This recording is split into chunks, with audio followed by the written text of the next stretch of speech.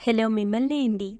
ఇప్పుడు cauliflower season నడుస్తుంది కాబట్టి ఎప్పుడు కాలీఫ్లవర్ తోటి ఒకే రకంగా కూరలు, ఇంకా గోబీలు, గోబీ ఫ్రైలు ఎన్నిసార్లు చేసుకుంటాం చెప్పండి. ఓసారి ఇలా కాలీఫ్లవర్ తోటి పచ్చడి పెట్టి చూడండి. టేస్ట్ అయితే చాలా చాలా బాగుంటుంది. నిజంగానే కాలీఫ్లవర్తో వెజిటబుల్ పచ్చడి చేస్తే టేస్ట్ సూపర్గా ఉంటుందండి. మనము వెజిటబుల్స్తో ఊరగాయ పెట్టుకున్నప్పుడు అందులో ఊట ఎక్కువగా ఉండదండి. కాబట్టి వెజిటబుల్ పచ్చళ్ళలో కూడా ఊట మంచిగా ఉండి మంచి టేస్టీగా థిక్గా రావాలి అంటే నేను చెప్పినట్టుగా చేయాలి. మరి ఇంకా లేట్ చేయకుండా కాలీఫ్లవర్ పికిల్ను తయారు చేసుకోవడం కోసం ముందుగా గిన్నెలో 1/2 లీటర్ వరకు నీళ్లు పోసి మరిగించాలి. అందులో 2 కప్పుల వరకు కాలీఫ్లవర్ను ఇలా పువ్వుల్లా కట్ చేసుకొని యాడ్ చేసుకోవాలి. ఇందులోని కొద్దిగా ఉప్పు కూడా వేసి 1 నిమిషం పాటు కాలీఫ్లవర్ ముక్కల్ని ఉడికించాలి. వీటిలో ఉండే పురుగులు ఇంకా అవి పెట్టిన గుడ్లు చనిపోవటం కోసం ఇలా నీళ్ళలో కాసేపు మరిగించాలి. తర్వాత ఈ కాలీఫ్లవర్ను తీసి ఒక కాటన్ గుడ్డ పైన వేసి తడియంతా పోయేలా తుడిచి 1 గంట పాటు ఫ్యాన్ గాలికి ఆరబెట్టుకోవాలి. లేకుంట పాటు ఎండలో పెట్టి తీసుకోవాలి. మొత్తానికైతే కాలీఫ్లవర్లో మాయిశ్చర్ అనేది అస్సలు లేకుండా చూసుకోండి. తర్వాత స్టవ్ మీద ఒక చిన్న గిన్నె పెట్టుకుని అందులో 1 టేబుల్ స్పూను ఆవాలు వేసి అవి చిట్లేంత వరకు ఫ్రై చేసుకోవాలి. ఆవాలు చిట్లి ఇలా లైట్గా కలర్ చేంజ్ అయ్యాక ఇందులో 1/2 టేబుల్ స్పూన్ వరకు మెంతులను కూడా యాడ్ చేసుకోండి. మెంతులు కూడా చక్కగా వేగి ఇలా లైట్గా రంగు మారిన వెంటనే స్టవ్ ఆఫ్ చేసుకుని వీటిని పూర్తిగా చల్లారనిచ్చి తర్వాత మిక్సీ గిన్నెలో వేసి వీలైనంత మెత్తగా పౌడర్లా గ్రైండ్ చేసుకుని తీసుకోవాలి. ఇలా సిద్ధం చేసుకున్న పొడిని కాసేపు పక్కనుంచండి. ఈలోపు కాలీఫ్లవర్ ముక్కలు కూడా తడి లేకుండా చక్కగా ఆరిపోయి ఉంటాయి.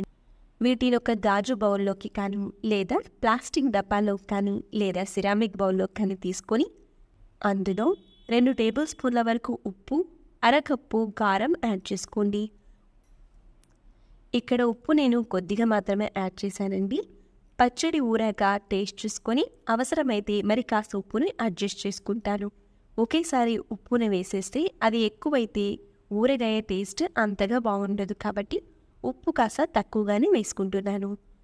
తర్వాత ఇందులో 1/2 స్పూను పసుపు కూడా వేసి ఇందాక గ్రైండ్ చేసిన ఆవాలు మెంతి పొడిని కూడా ఇందులోకి యాడ్ చేసుకోవాలి. ఇప్పుడు ముక్కలకు బాగా ఉప్పు కారాలన్నీ పట్టే విధంగా స్పూన్ తోటి బాగా మిక్స్ చేసుకోవాలి. తర్వాత 4 నిమ్మకాయల నుంచి రసం తీసి ఈ పచ్చడిలోకి యాడ్ చేసుకోవాలి. మీడియం సైజు 4 నిమ్మకాయల రసం అయితే కరెక్ట్గా సరిపోతుందండి. ఇప్పుడు మళ్ళీ ఒకసారి కలిపి వీటిని పక్కనుంచి స్టవ్ మీద మళ్ళీ ఒక గిన్నెను ఉంచి అందులో 1 కప్పు పప్పుల నూనెను యాడ్ చేసుకోండి. పచ్చళ్ళ కోసం నువ్వుల నూనె అయితే టేస్ట్ బాగుంటుందండి.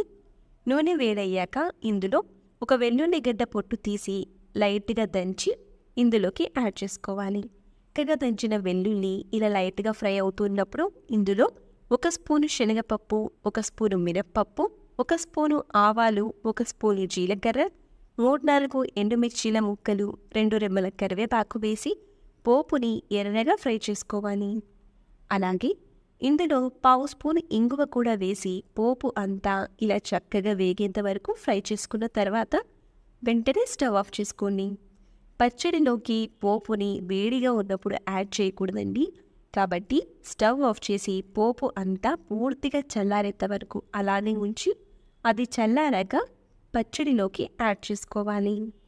ఇప్పుడు పచ్చడినంతా ఒకసారి బాగా మిక్స్ చేసుకొని మూత మూసి 2 రోజుల పాటు పచ్చడిని ఊరబెట్టుకోవాలి.